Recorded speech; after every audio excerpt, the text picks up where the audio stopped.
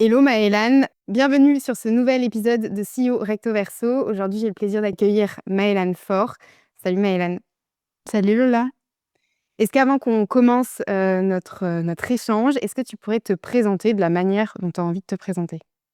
Ouais, je vais essayer de faire ça court. Donc moi, c'est Mélène, je suis consultante et business mentor pour les chefs d'entreprise du domaine du web, donc tout ce qui est formateur, consultant, freelance. Des femmes qui entreprennent seules, moi, je les accompagne dans leur croissance, notamment au niveau de la structuration et l'optimisation. Trop bien. Et on se le disait en off juste avant, mais moi je te suis depuis maintenant 2022, je crois, depuis mes débuts. Et tu n'as pas toujours eu ce positionnement, qui est un positionnement tout récent et c'est un peu l'objet de cet épisode. Est-ce que tu pourrais nous dire un peu ce que tu faisais il n'y a pas si longtemps que ça? Ouais, parce que ça fait 5 mois, oui, tout nouveau. Moi, ce que j'ai fait pendant 5 ans, c'était de la formation à la création d'entreprise. Alors, on est toujours dans le domaine de l'accompagnement business, mais c'était, aider mes clients à se lancer, en micro-entreprise, trouver leurs premiers clients. C'était vraiment les premiers pas finalement dans l'entrepreneuriat. J'ai fait ça pendant 5 ans avec la Micropreneur Academy, c'était mon offre phare. Finalement, j'ai vendu que ça quasiment pendant 5 ans. Et j'ai décidé, mi-2025 d'aller vers d'autres horizons professionnels et donc de fermer ce programme.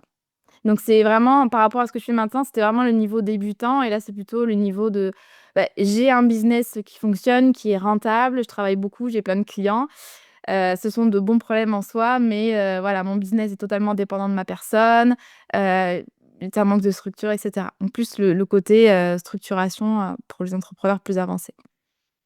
Trop bien. Et c'est vraiment l'idée enfin, c'est ce pourquoi je t'ai invité dans le podcast, parce que qui dit repositionnement dit beaucoup de challenges, beaucoup de questionnements. Et je pense que c'est intéressant qu'on en parle parce qu'on est beaucoup aussi à se repositionner, que ce soit des gros pivots à 360 ou des petits pivots. Qu'est-ce qui t'a mis la puce à l'oreille où tu t'es dit, en fait, la Micropreneur Academy, c'est plus ce que j'ai envie de faire, il faut que je change. Qu'est-ce qui comment t est-ce que c'est venu du jour au lendemain ou progressivement? Comment tu t'es sentie par rapport à ça? Ouais, je souris quand je t'entends parler parce que, il y a beaucoup de personnes qui m'ont dit: «Mais waouh, bravo, tu as pris la décision comme ça» et puis non.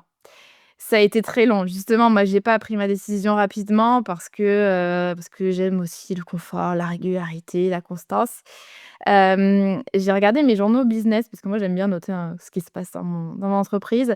Je me pose souvent plein de questions, donc c'est bien d'avoir une trace écrite justement pour y revenir régulièrement et depuis 2021, déjà en 2021, donc là, on est en 2025 et déjà en 2021, alors c'est pas que ça me plaisait plus, c'est pas que j'étais plus alignée avec cette offre, mais je commençais à écrire que voilà, j'avais aussi envie de me challenger sur d'autres sujets, transmettre d'autres choses à mes clients, des sujets peut-être un peu plus avancés. En fait, au fur et à mesure de mon expérience de chef d'entreprise, moi, j'ai eu envie aussi de transmettre, ce par quoi je venais de passer, donc voilà, 2021, alors c'était pas un désalignement, c'était vraiment j'ai envie aussi, à côté de ça, de proposer d'autres choses, d'aller parler, voilà, de bosser sur d'autres sujets avec mes clientes. De fil en aiguille, au fil des années, vraiment, ça s'est accentué, quand j'ai eu mon 1er enfant en 2023. C'est cliché, mais c'est vrai que quand on a un enfant, il y a des choses qui changent. On a le temps de penser pendant notre congé mat. On a un peu moins le temps de penser après la naissance, mais il y a des choses comme ça qui voilà, est-ce que j'ai toujours les mêmes envies? Est-ce que j'ai toujours les mêmes valeurs? Il y a des choses qui changent, donc de fil en aiguille, je me suis dit: «J'ai envie de faire autre chose, mais de me concentrer vraiment sur de nouvelles choses, plutôt que de garder finalement le sujet création d'entreprise et à côté d'aller papillonner comme je l'ai fait avec différents programmes sur des sujets plus avancés».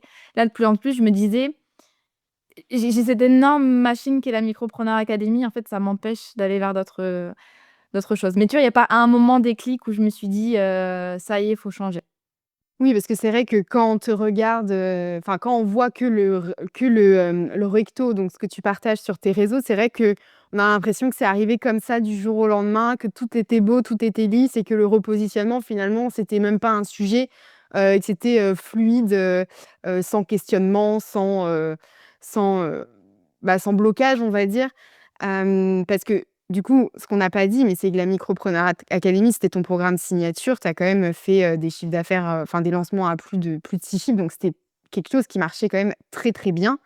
Et entre 2021 et 2025, comme tu disais, tu as, «papillonné» entre guillemets, vers d'autres, programmes. À un moment donné, est-ce que tu t'es dit: «Je vais combiner à la fois, un programme, la Micropreneur Academy pour des entrepreneurs, débutants et aussi tout un univers plutôt pour des entrepreneurs avancés»? Ouais, j'ai essayé, j'ai échoué. J'ai pas échoué, mais quand on est entrepreneur, on a tout le temps plein d'idées, on a envie de faire plein de choses, très souvent, c'est très compliqué d'un point de vue, espace mental, temps, ressources, équipe, budget, plein de choses. Moi, en 2023, je me suis dit: «Waouh, j'ai une idée incroyable. Je vais, garder la Micropreneur Academy, puis je vais créer d'autres écosystèmes aussi importants que la Micropreneur Academy». Donc, j'ai commencé à lancer un programme qui a bien marché, donc Hello CEO. Donc on voit là, c'était fin 2023, donc on voyait déjà que j'étais un peu dans ce repositionnement. Un programme pour aider les entrepreneurs, plus avancés du coup à professionnaliser leur activité, la documenter, la structurer, bref, ce que je fais finalement un petit peu aujourd'hui. Donc j'ai lancé ce programme en ligne en 2020 fin 2023 et je me suis dit: «Je vais créer des écosystèmes». Donc j'ai pris une graphiste pour ça. La Micropreneur Academy, j'ai refait toute l'identité visuelle. J'ai refait la mienne. Donc en fait, il y avait Maëlan Foire au milieu. Quand j'y repense, je me dis: «Mais c'était beaucoup trop compliqué». Ça aurait pu marcher avec une équipe de 20 salariés, mais pas toute seule avec, juste quelques freelances à mes côtés. Donc il y avait la marque Maëlan Foire au milieu, donc que j'ai rebrandé un petit peu. La Micropreneur Academy qui avait son écosystème, son univers. Hello CEO qui avait pareil, son identité visuelle qui était très différente de celle de l'académie. Je me suis dit: «Je vais créer comme ça 2 univers et non, je vais en créer un troisième parce que ça suffit pas». Je voulais lancer aussi un mastermind pour les entrepreneurs vraiment qui avaient envie de passer, à l'étape supérieure en termes de croissance. Donc en fait, j'ai d'ailleurs, je les ai toujours, hein, elles sont super, hein, mais j'ai mes 4 identités visuelles, mes 4 univers et je me suis dit: ben voilà, il va y avoir des plateformes pour elle aussi CEO, des plateformes pour le mastermind, un compte Insta pour l'académie, il va y avoir ma marque personnelle au centre». Voilà et je me suis dit: «C'est comme ça que je vais pouvoir un peu, m'appuyer sur la Micropreneur Academy» parce que ça me rapporte, à l'époque, ça me rapportait entre 400 et 500 000 € par an. Donc c'était le socle de mon activité, niveau rentabilité, confort, voilà et puis à côté, les écosystèmes un peu où j'allais pouvoir me faire plaisir, pas forcément que ce soit du, 50 de mon activité, mais voilà, des programmes comme ça que je développe autour de la Micropreneur Academy. Donc ça, c'était vraiment mon idée. Fin 2023, donc j'ai lancé Elle le CEO et au bout de quelques mois, je me suis rendu compte que, bah, non, enfin, à quel moment ça allait marcher, sachant que moi je prône, l'équilibre de vie, la simplicité, le 25 heures par semaine et je me suis dit: «Bon», voilà, donc j'ai reporté certains, j'ai reporté certains projets, j'ai mis un peu de côté Hello CEO, mais bref, tout ça pour te dire que oui, j'ai essayé pendant un temps, ça a amené beaucoup de frustration, une grosse charge de travail et au final, je savais même plus j'ai arrêté de communiquer pendant un moment parce que du coup, je savais plus de quoi j'allais parler finalement sur mes plateformes. Ouais, je me rappelle, je crois que tu en avais parlé en newsletter. Ouais, tout à fait. Et tu avais fait une capture d'écran justement avec, toi au milieu et puis les 3 univers et moi j'avais vu ça, je m'étais dit: «Waouh, c'est incroyable», mais dans cette newsletter-là, tu disais, alors je sais plus exactement comment tu le disais, mais que tu voulais pas non plus avoir une grosse équipe. Alors moi je me suis dit: «En fait, elle veut tout avoir avec une petite équipe, un équilibre de vie». Je me dis: «Franchement, si elle y arrive, c'est une warrior», et je me suis dit, «OK, c'est peut-être moi», tu vois? Quand j'ai vu ça, je me suis dit: «Ouais, c'est peut-être moi, en fait, je sais pas, je dois pas être assez structurée, je dois pas être, assez, organisée dans mes tâches parce que je sais pas comment elle fait avec», alors je sais plus si tu avais 1 ou 2 enfants à ce moment-là, mais peu importe, déjà avec un, et je m'étais dit: «Waouh!» Donc bon, tu as pas réussi à combiner ces 4 univers-là et du coup, tu es partie sur un repositionnement, fermeture de la Micropreneur Academy et repartir sur un nouveau positionnement. Est-ce que au moment où tu as acté la décision, parce que pour m'être repositionnée plusieurs fois, je sais qu'il y a toujours un peu ce truc de se dire, «Ouais, mais si je me repositionne, en fait, je vais je vais tout perdre ce que j'ai construit avant. Est-ce que tu as pas eu un moment où tu t'es dit: «En fait, si je fais ça, si je change complètement de cible, je vais perdre quelque chose»? J'avais j'avais pas peur de perdre, mais de décevoir. Donc j'avais pas peur de perdre dans le sens où, ça reste dans le même domaine quand même, l'accompagnement business. Ça fait, 6 ans que je fais ça, j'ai une belle communauté qui a aussi grandi et il y avait, dedans, pas mal de personnes qui me suivent, enfin qui vont me suivre dans mon repositionnement. Je le vois dans mes programmes, c'est des personnes qui me suivent depuis longtemps. Justement, bah, j'avais que l'académie à l'époque pour les débutants, donc ces personnes-là avaient pas d'offre qui les concernait. Là, je sens qu'elles se disent: «Ah ben trop bien, du coup, on va pouvoir bosser ensemble». Ça représente une petite partie de mon audience. J'en suis consciente, il y a beaucoup, beaucoup d'entrepreneurs débutants dans mon audience. Mais voilà, pour te dire, j'avais pas peur c'est pas comme si, j'avais tout fermé, puis j'avais lancé un e-shop de vêtements, enfin, de vêtements, voilà, tout simplement. Enfin, un business qui a aucun rapport. Là, on reste dans le même domaine, mais j'avais peur de décevoir, d'une part, décevoir les clients de la Micropreneur Academy. Pourquoi? Alors c'est pas forcément justifié, hein, parce que mais c'est des peurs, des croyances que j'ai, mais parce que la Micropreneur Academy, les clients nous ont suivis pendant des années. On continue à faire des lives avec les anciens. Il y en a qui sont sur le groupe Slack toutes les semaines depuis 2020-2021. Enfin, tu sais, il y avait cet écosystème et j'avais peur qu'on se dise: «Beh, voilà, beh, OK, elle ferme, hop, elle nous met dans un carton et puis c'est ciao et elle va se concentrer sur d'autres choses». Voilà, en tant qu'entrepreneur, et en tant que formatrice, j'ai délivré ce qu'il fallait à mes clients, il y avait pas de souci par rapport à ça, mais j'avais cette petite peur et pareil en termes d'audience, je sais qu'il y en a qui ont été déçus parce qu'on s'attendait à ce que je continue à faire des programmes pour les débutants, voilà. Il y avait cette peur de décevoir, mais j'ai pas du tout le sentiment, ni d'avoir gaspillé mon temps et mon énergie pendant 5 ans, ni d'avoir perdu beaucoup finalement. Oui, je comprends et puis après c'est aussi, en fait, toi, en tant qu'entrepreneur, tu as évolué aussi pendant 5 ans et heureusement, j'ai envie de dire. Mais peut-être au moment où tu as lancé la Micropreneur Academy, tu étais une entrepreneur «moins avancée» entre Mais guillemets et du coup, ça te challengeait intellectuellement, de construire cet écosystème de la Micropreneur Academy et arrivé à un moment donné, bon, bah, tu as fait le tour et finalement il y a plus ce petit truc, cette petite étincelle qui te fait dire: «Ouais, c'est génial, il y a encore du challenge», et cetera. Je pense que tu étais aussi arrivé au bout d'un cycle et je trouve ça hyper courageux de te dire: «Bah, en fait, ce cycle-là, je l'ai terminé et je vais en recréer enfin, je vais créer un nouveau cycle».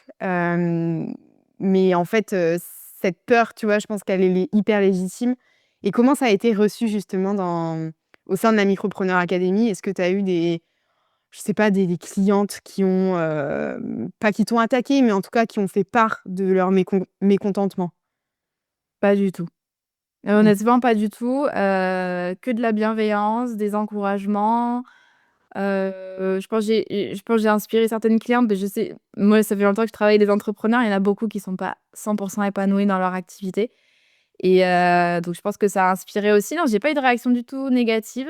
Après, comme je l'ai dit, enfin, toutes les sessions de formation étaient finies quasiment, enfin, j'en avais une qui était en cours, mais je veux dire, on a maintenu évidemment tous nos engagements.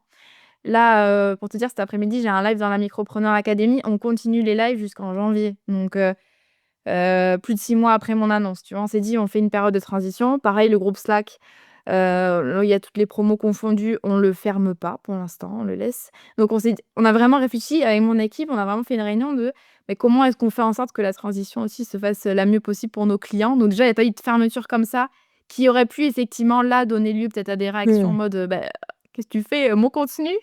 Voilà, ils gardent accès à tout. Moi, je ferai une mise à jour en fin d'année. Enfin voilà, avant de fermer le truc, on fait ça de manière propre et vraiment avec, une transition assez douce. Oui, pour aussi maintenir un peu la promesse que tu fais depuis des années, qui est, une expérience, client, de qualité, un accompagnement, vraiment poussé, de tes clients. Donc ça, je trouve ça hyper chouette et tu montres aussi que en fait, c'est pas parce que tu te repositionnes que tu fais un shift, tout ou rien, d'un coup C'est ça. et là, on a parlé plutôt côté client, côté audience. Mais tu dis «on», parce que tu as une équipe. Comment ça a été reçu? Est-ce que tu as pas eu peur de leur annoncer à ton équipe? Je l'ai fait de manière progressive. Alors ce que j'ai pas dit tout à l'heure, j'ai oublié de te dire ça, c'est que, ma décision, je l'ai actée quand j'ai perdu le référencement CPF. Mmh. Je sais pas si tu as suivi, mais Si, si. les organismes de formation ont été, en tout cas ceux qui faisaient de la création d'entreprise comme moi, qui n'avaient pas de certification, parce que quand on fait de la création d'entreprise, je pense qu'il y a pas besoin d'une formation certifiante, mais c'est un autre sujet. Tous ceux qui ne faisaient pas de formation certifiante ont été, mis dehors, et quand je te dis mis dehors, c'est la loi de finances, elle est du, 6 février 2025 et le site du CPF, il a été mis à jour le, 18, enfin même 18 février et même pas le temps, même pas 2 semaines pour se retourner. Hem Et en fait, quand j'ai appris cette nouvelle, je me suis dit: «Bon, beh, c'est la goutte d'eau, c'est le signe qu'il faut, fermer ce chapitre» et pour en revenir au sujet de l'équipe, dès qu'on a appris cette nouvelle, moi, je leur ai dit, directement, voilà ce que ça va changer en termes de, marketing, de vente, de plein de choses parce que nous, on faisait beaucoup de CPF avec la Micropreneur Mmh. Academy et je leur ai dit: «Je pense que c'est la fin», j'ai rédigé ça comme ça, je leur ai dit: «Je pense que c'est la fin de la Micropreneur Academy telle qu'on la connaissait jusqu'à présent». J'avais pas en Quand je leur ai envoyé le message, c'était vraiment, sur le moment, donc j'avais pas encore pris la décision, bien sûr, de fermer le programme. Mais déjà, voilà, je leur avais dit que ça sentait pas très bon et après, quelques semaines après, bien en amont de l'annonce au public, aux clients, ouais, ça a été vraiment les premières au courant. Moi, je bosse, pardon, avec, 4 coachs pour la Micropreneur Academy, un bras droit et une assistante opérationnelle. Voilà un peu la structure de mon équipe, il y a quelques mois et donc ça a été vraiment on a fait une réunion, rapidement.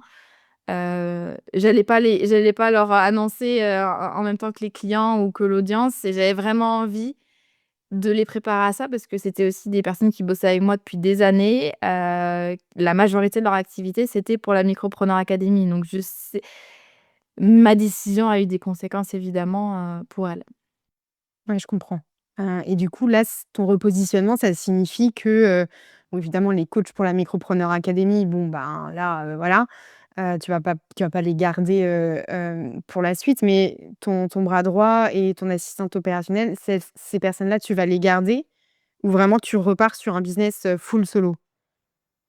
J'ai simplement continué la collab avec, Leïla, donc mon bras droit qui est là depuis, le début quasiment depuis 2020. C'est une de mes meilleures amies aussi, enfin, c'est une relation quand même assez particulière. Elle connaît mon business de A à Z. Pour l'instant, on continue à bosser ensemble et le reste de l'équipe arrêtera de bosser avec moi d'ici la fin de l'année. Quand il y aura plus de clients à gérer, de live à gérer pour la Micropreneur Academy, donc pour l'instant, elles sont toujours là. Pareil, une transition le plus en douceur possible, on va dire, mais ouais, je repars quasiment solo au final. Et comment tu te sens par rapport à ça? J'allais te dire soulagée. Est-ce que c'est le bon mot? Ouais, parce que alors, la collab s'est super bien passée avec les filles. Elles ont été ultra autonomes, ultra bon, rien à redire. Mais maintenant, j'ai envie de bosser seule. Après, c'est moi aussi, moi, je suis très structurée, donc je nous mettais alors on n'avait pas tout le temps des réunions, loin de là, mais je me mettais quand même des échéances pour, leur donner les infos, pour, donner les briefs, pour faire des validations, des choses comme ça et là, j'arrive à une étape de ma vie où j'ai plus envie d'avoir bah, si je peux enlever toutes les contraintes de mon business, je les enlève, tu vois? J'ai plus envie forcément d'avoir de deadline, d'avoir des personnes qui attendent mon brief et «Ah beh, j'ai passé une mauvaise nuit, ma fille est malade donc je peux pas le donner donc ça me stresse», tu vois? J'ai vraiment envie de bosser de manière, la plus autonome et tranquille possible, on va dire. Même si encore une fois, j'ai eu une super expérience avec la délégation. Il y a ce côté-là, liberté, contrainte et il y a ce côté aussi, coût. Parce que la délégation, ça coûte très cher, non pas que les filles étaient trop chères, mais parce qu'effectivement bosser avec des freelances, tu le sais, c'est un coût. C'est un coût à en prendre en considération et de fil en aiguille, ces dernières années, bah, on faisait des beaux lancements, ça marchait bien. Donc c'est vrai que niveau dépenses, ben voilà, hop, je te délègue ça, ah et puis on fait tel investissement, on prend tel outil, oui, pas de souci et au final, j'ai construit un business, qui devenait de plus en plus complexe. Bon, c'est complexité relative, mais avec pas mal de coûts fixes, notamment quels que soient les lancements et au final, je commençais à la limite me dire: «Ah mais il faut que tel lancement, il nous rapporte ça, sinon, voilà, il y a l'équipe à rémunérer, ça va être compliqué, il va falloir baisser les heures, machin». J'étais rentrée dans cette espèce d'enjeu financier qui me plaisait pas.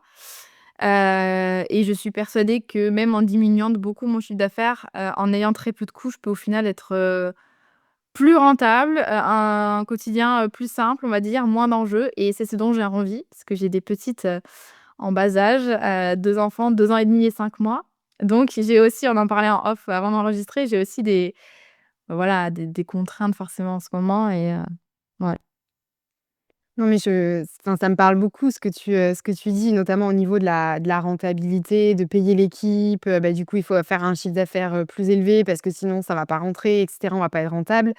Parce que j'ai été solo pendant, bah, tous mes 3 premières années, et quand je suis passée en modèle agence, bah, oui, le chiffre d'affaires, il augmente, mais tu as aussi les charges, des freelances qui augmentent. Et en fait, finalement, bah, au niveau de la rentabilité, des fois, je me dis: «Ouais, mais c'est un peu kiff-kiff, quoi». Alors là, j'exagère, Mmh. mais quand même, Ouais. c ça demande parce que une équipe, c'est bien, ça fait enfin, ça te permet aussi de déléguer pas mal de choses et cetera. Mais en tout cas, moi, dans ma vision d'une équipe, il y a aussi toute la partie management, il y a aussi toute la partie, tenir ses engagements, tenir les délais et cetera. Et ça, je trouve qu'on n'en parle pas assez, tu vois, notamment dans les business models comme le tien, de formation en ligne ou d'accompagnement comme ça, en ligne. C'est que derrière, en backup, il y a, toute une artillerie pour, délivrer, pour faire les lancements et cetera. Ça a un coût, mais il faut aussi gérer toute la partie, management, et c'est pas rien, tout ça. C'est un métier à part entière, hein et moi, tu vois, je me suis aperçue que j'aimais pas manager. C'est un truc que j'aime pas faire. Pourtant, on va me dire: «Ah oui, mais c'est parce que tu t'obliges peut-être à faire des trucs». Bah, non, parce que, c'était, j'avais fait en sorte que tout soit très simple, asynchrone, pas trop de réunions, tu vois? Moi, j'aime pas les contraintes. Tu l'as compris. J'aime pas les trucs trop compliqués ni rien, donc c'est pour ça, ça s'est super bien passé avec les filles, elles étaient très, très, très indépendantes et je leur demandais aussi de l'être, c'est vrai. Mais rien que faire un brief ou valider des choses, tu vois, moi ça me gonfle. Du coup, je procrastinais un peu. Donc voilà, mais c'est bien, moi j'ai testé pendant des années en plus, hein, donc j'ai matière à voilà, j'ai analysé ce que j'aimais pas dans ce repositionnement et ça en a fait partie. Oui, je pense que, comme tu dis, enfin, le fait que tu aies écrit dans tes carnets, que tu t'es aussi, pas mal questionné sur, bah, qu'est-ce que tu as envie de garder, qu'est-ce qui te plaît plus, enfin, tout ce questionnement, cette introspection, et ça m'amène à une question que je me posais, c'est: est-ce que tu as pas eu un moment de flottement où tu vois, tu étais plus dans l'ancien positionnement, tu avais pas encore annoncé, mais tu étais pas dans le nouveau? Tu vois, cette espèce un peu de flou, est-ce que tu l'as eu ou alors, c'est sorti comme ça, nouveau positionnement d'un coup d'un seul? Non, mais tu sais, je l'ai toujours, hein. Je suis toujours dans Ouais. ce truc de, bah, je sais plus trop qui je suis en tant que chef d'entreprise. Alors oui, maintenant j'ai des réponses, bon, après il s'est passé des choses. En fait, j'ai accouché, 2 semaines après, j'ai annoncé la fin de l'académie. Donc est-ce que le timing était bon? Est-ce que c'était le meilleur? Je suis pas trop sûre. Mais bon, moi j'aime bien faire des trucs comme ça. Des fois, je me lance dans des trucs, je suis là: «Mais pourquoi tu fais ça à ce moment-là?» Bon bref. Hem et du coup, forcément, il y a tout un truc de, je deviens mère pour la deuxième fois, 90 de mon business depuis 5 ans, je supprime. Qui je suis finalement.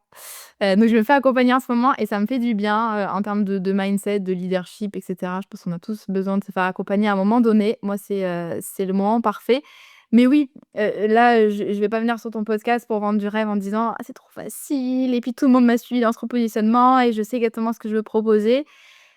Cet été, c'est pour ça que j'ai tout documenté dans ma newsletter. Ça m'a fait du bien, j'avais besoin moi de documenter et de mettre des mots vraiment sur, bah, ce que je traversais.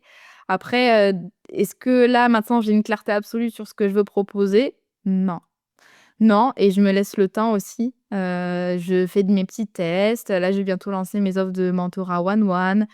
Les programmes en ligne, j'ai des idées. Est-ce que j'en relance des anciens? Est-ce que j'en crée des nouveaux? Heu, le positionnement, c'est je sais vers où je veux aller, mais tout n'est pas réglé. Ce serait trop simple sinon. Bah, merci déjà de le dire, parce que c'est vrai qu'on l'a pas dit, mais c'est vrai que cet été, tu as fait une série, dans ta newsletter qui s'appelait Inside, où justement tu expliquais un peu, ben, le pourquoi de ce repositionnement, qu'est-ce qui allait se passer, où tu en étais dans ta réflexion et cetera. Et c'est vrai que, tu vois, moi, en tant que lectrice, de cette série-là, je me suis dit: «Mais ça a l'air hyper structuré, mais comment elle fait? Ça a l'air hyper clair dans sa tête» et en fait, ça montre très bien que, entre, ce que tu poses sur le papier et ce que tu diffuses, dans ta communication et la réalité interne, tu vois? Même si tu es le plus tr enfin, tu veux être le plus transparent, il y a aussi la perception de l'autre, et je pense que c'est bien de rappeler qu'il y a pas de repositionnement, il y a pas de grands changements comme ça sans période de flou, et la période de flou, ça peut durer même après l'annonce. Mmh. Ouais, tout à fait. Bah, dans Inside, j'ai vraiment tout documenté cet été. C'est vrai que je parlais de tout, mais je le faisais de manière, c'est je vivais le truc, je le digérais, je réfléchissais et après je le documentais. Je l'ai pas documenté en mode: «Ah les gars, je suis perdue, qu'est-ce que je vais faire comme offre?» Non, moi ce que j'ai fait, c'est je me suis dit: «Pour que ce soit un minimum intéressant, structuré, ben voilà, je vais bosser sur certains sujets. Hop, dès que j'ai une bonne idée de ce que va être mon positionnement, ben je vais partager la réflexion qu'il y a eu derrière, les étapes et cetera». Mais effectivement, on voit pas tout. Même les contenus qui se veulent les plus transparents et honnêtes possibles, il y a forcément, je veux dire, je montre pas tout ce qu'il y a dans ma tête. Je montre la partie que j'ai envie de montrer, bien sûr et puis après il y a mon jardin secret aussi. Il y a des choses que tu as pas forcément envie de partager ou des moments j'ai eu des moments de down, hein, depuis que, j'ai repris le boulot. Hem, il y a des moments où je me dis: «Mais dans quelle direction je vais?» ou je dis des trucs, j'ai l'impression qu'en fait, ça fait pas tilt avec mon audience. Voilà, forcément, c'est pas si simple que ça. Ouais et puis, tu vois, enfin, je sais pas si ça t'arrive, mais des fois, en fait, tu es dans ton business, tu sais qu'il y a des trucs que tu veux pas, que tu veux plus. Mais en fait, tu as du mal à mettre le doigt sur ce que tu veux vraiment, en fait, je trouve que c'est hyper compliqué quand tu es dans cette zone un peu de brouillard mental, de venir vraiment, toi, personnellement, mettre le doigt sur ce que tu veux et donc c'est encore plus difficile de venir, j'allais dire déballer, mais en tout cas expliquer, ça à ton audience. Enfin, je sais pas ce que tu en penses, mais je pense qu'il y a aussi, cette part de oui, OK, je suis OK de diffuser ça, à mon audience parce que je suis alignée avec, c'est OK pour moi. Mais il y a aussi toute cette part de vulnérabilité qui, quand tu es pas hyper, à l'aise, déjà toi personnellement sur cette part-là, c'est difficile de venir le mettre en avant.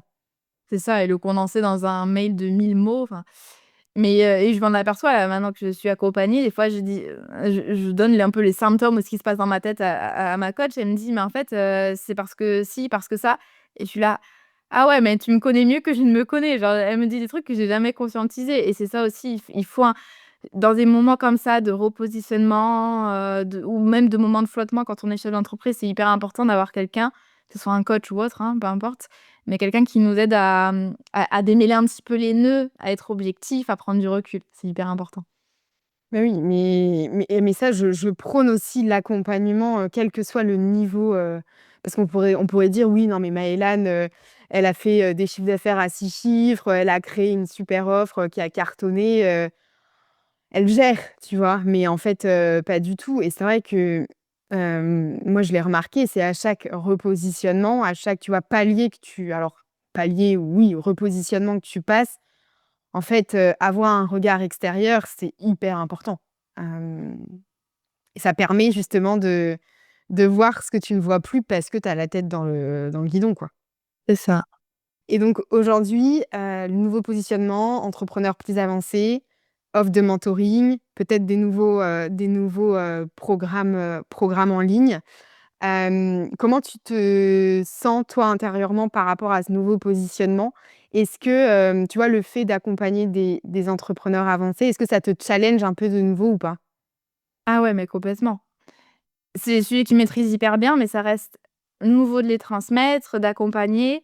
J'ai quasiment pas fait d'individuel moi dans ma courte carrière finalement, j'ai que 30 ans. Et ça, c'est rien que ça, changer de business model, une autre relation avec mes clients. En fait, moi, j'ai vraiment envie de bâtir mon business maintenant dans la proximité. Les relations long terme avec mes clientes, le fait d'accompagner vraiment, de mettre les mains dans le cambouis, mettre les mains dans le business de mes clientes. Ça, j'ai vraiment envie de ça, mais c'est une nouvelle manière de bosser pour moi. Donc ça me challenge par rapport à ça. Déjà par rapport à ma posture, je passe un peu de formatrice de grands groupes, enfin grand groupe dans le sens, beaucoup de clients, à, mentor consultante avec des groupes réduits ou juste en one one et c'est pas du tout la même posture. Donc ça, c'est intéressant et les sujets, moi, je me sens vachement stimulée, enfin, c'est des trucs que j'adore. Oui, j'adore la structure, documenter son business, la délégation, l'optimisation stratégique, tout ça, c'est des sujets que j'adore. Donc je me sens comme un poisson dans l'eau. Ça faisait, on va dire 2 ans que j'avais plus vraiment envie de communiquer. Ben là, je sens que le flow est revenu, j'ai des idées, je suis inspirée. Non, c'est en fait, c'est ça f des fois, ça fait peur, je me sens un peu submergée par tout ce que j'ai encore à faire, à communiquer pour mon repositionnement, mais je sens que je suis à ma place, quoi, carrément. Et ça s'entend. Ça s'entend quand tu en parles. Hem et donc alors je me rappelle plus quand j'avais lu, Inside, c'était autour de 3 piliers, les la structuration, l'organisation Non, 2 piliers, c'est 2 donc, piliers. structuration et optimisation. Voilà, structuration et optimisation. Oui, alors moi, quand tu me parles de process, tout ça, que c'est génial, que tu adores ça, moi, je suis là, j'ai des sueurs froides, mon équipe le sait, chaque fois qu'il faut créer un process, franchement, j'y vais, les pieds qui traînent, donc non, mais c'est bien, je vais venir, faire un petit mentoring avec toi, tu vas me montrer, non, c'est vraiment un sujet, moi, mais pourtant, tu vois, je suis Ouais. quelqu'un de très structuré, très organisé, très carré, mais il y a pas de enfin, alors j'ai plus ou moins des process dans mon agence, normales, mais pas, voilà, c'est pas, tu vois, moi, mon sujet aujourd'hui, c'est que demain, je peux pas partir de mon business, quoi. Enfin, je peux pas partir un mois en vacances. Et donc je pense qu'à un moment donné, va falloir quand même, tu vois, structurer, optimiser, automatiser ce qui peut l'être, et cetera. Et je trouve que c'est vraiment alors j'allais dire une niche, mais pas forcément une niche, mais en tout cas un positionnement hyper intéressant, parce qu'aujourd'hui, les coachs business, il y en a beaucoup, et ce positionnement-là, je trouve qu'il est hyper différenciant. Donc c'est trop chouette d'avoir mis le doigt, là-dessus. Ah beh, merci. Mais, justement, j'en parlais dans Inside cet été.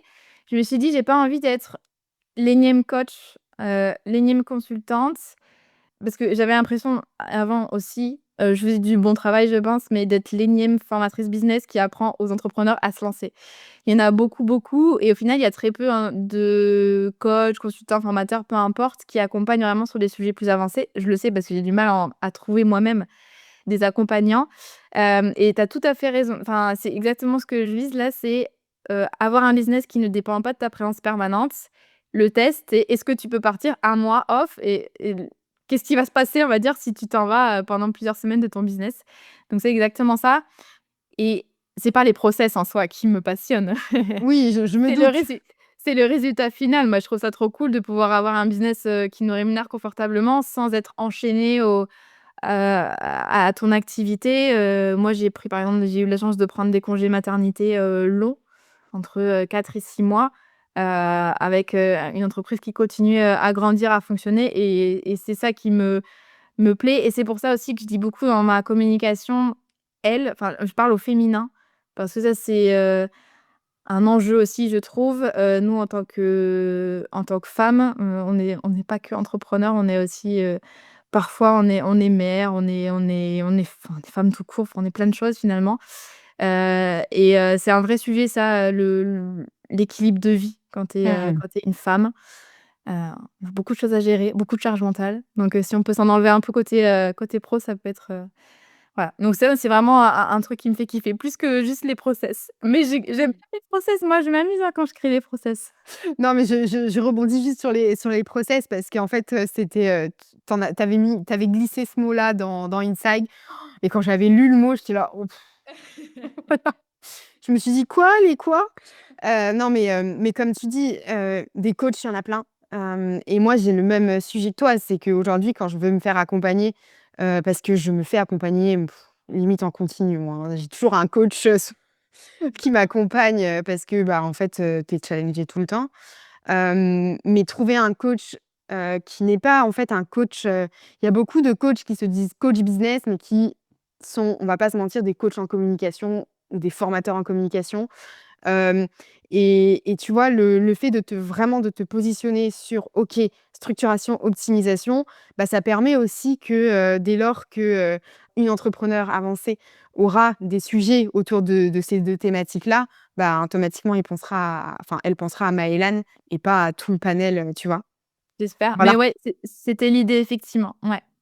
Tout à fait et puis moi ça m'aide aussi, j'ai eu un peu une activité pas fourre-tout, mais je parlais de plein de choses, notamment en ayant essayé de faire, et de la création d'entreprise et du développement, mais même en matière de création d'entreprise, c'était très large et j'avais du mal du coup à trouver ma voie, tu vois? Dans ma com, j'ai essayé plein de choses, c'est pas, alors oui, j'ai mes opinions sur l'entrepreneuriat, j'ai mon expertise, mais là, j'aime bien avoir ce réduit un peu le champ de mon activité et je vais vraiment me concentrer vraiment sur ça et faire un travail hyper précis pour mes clients.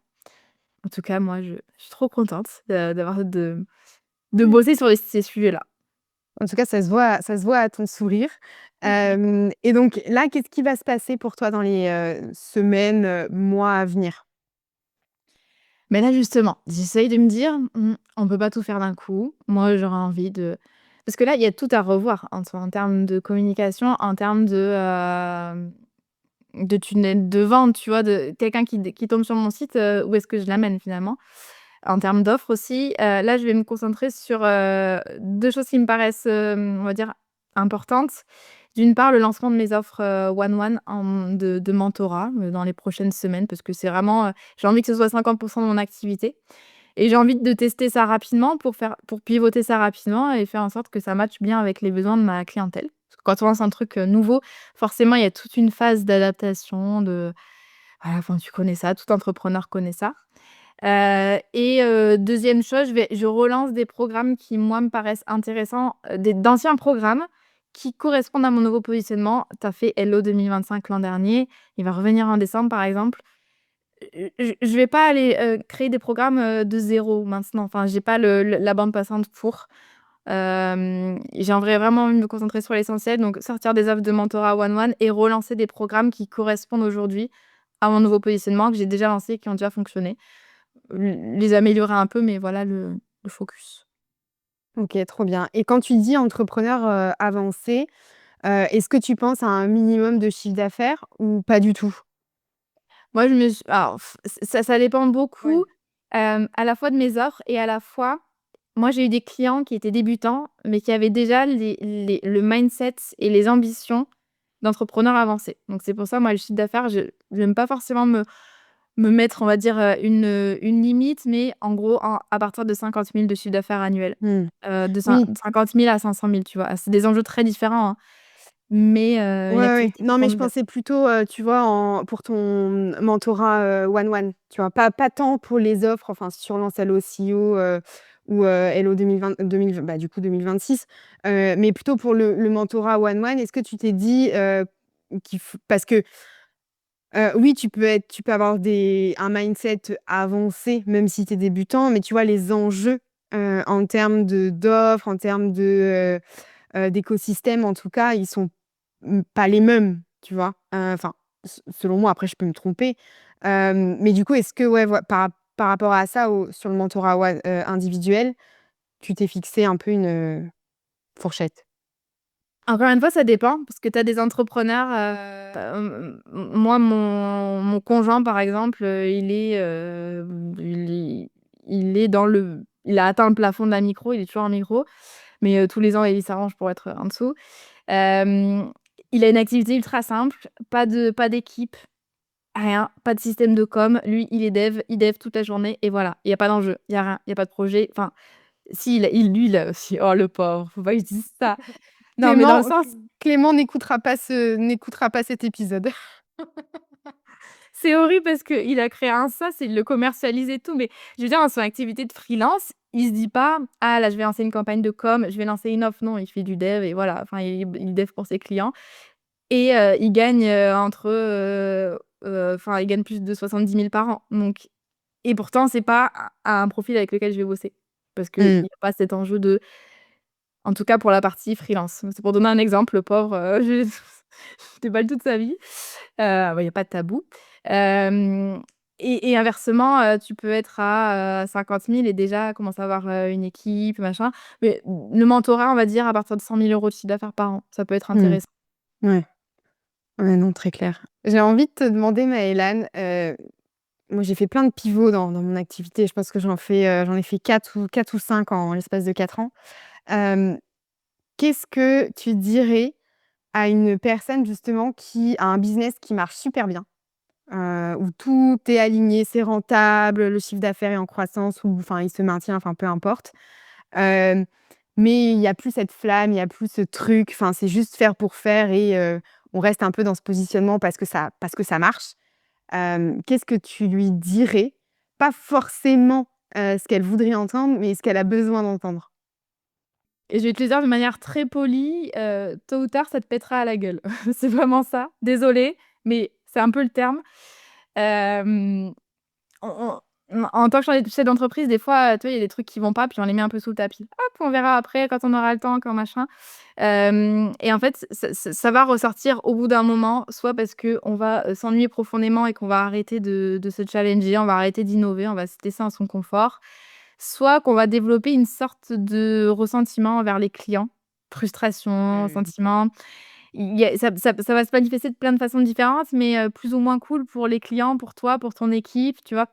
Et je trouve que c'est important de vite, traiter le problème. Quelle est la source finalement? Est-ce que c'est juste, un ennui passager, besoin de se renouveler, besoin simplement d'arrêter une offre? Est-ce que c'est le travail en équipe qui va pas? Est-ce que c'est ouais, ça peut être plein de choses ou est-ce que c'est, tout le business qu'on a besoin de repositionner? Mais c'est important de pas mettre ça sous le tapis parce que je pense que, tôt ou tard, ça nous revient à la figure de manière plus ou moins plaisante ou des fois, bah, on perd des mois, des années, finalement, on reste dans le confort, la routine. Moi, je pense que ça a un peu j'ai trop attendu, moi. J'ai trop attendu. Ouais. J'ai arrêté d'évoluer, moi, ces 2 dernières années. Je trouve que j'ai arrêté d'évoluer et j'ai peut-être manqué des opportunités. Enfin, voilà. Ma visibilité aussi en a pris un coup. Tu vois, je sais qu'il y a je le paye aujourd'hui. Enfin, ça va, hein, mais dans mon parcours d'entrepreneur, c'est pas, les 2 dernières années, ça a pas été les meilleures années. Je me suis beaucoup cherchée au lieu de regarder le problème en face.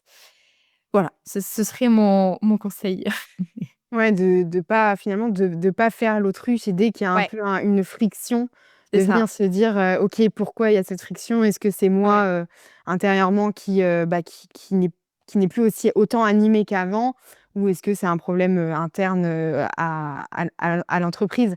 Mais oui et je pense que, tu vois, moi, ce que je pourrais juste rajouter à ce que tu dis, c'est, moi, chaque repositionnement, je me suis repositionnée parce que je m'ennuyais. Mmh. Et tu vois, ça me parle beaucoup quand tu dis, «J'avais fait le tour des sujets». Bah, c'est pareil, en fait, dès lors que j'ai l'impression d'avoir fait enfin, ou que j'ai vraiment fait le tour des sujets, c'est en fait, moi, ça fait freeze, et je suis, incapable d'aller, signer de nouveaux contrats et cetera. Et donc je sais qu'il faut que j'aille, chercher, autre chose et voilà, mais je pense qu'il faut aussi bien se connaître, savoir aussi, à quel moment, ça va plus et comment justement, aller vers quelque chose d'autre, quoi. Mmh. Tout à fait. Bah, écoute, merci beaucoup Maëlane. Est-ce que, on pourrait parler pendant des heures, hein, de repositionnement, enfin, de tout ça, mais est-ce que tu aurais une dernière chose que tu aurais pas dite, ou que d'une question que je t'aurais pas posée et que tu aimerais, glisser ici?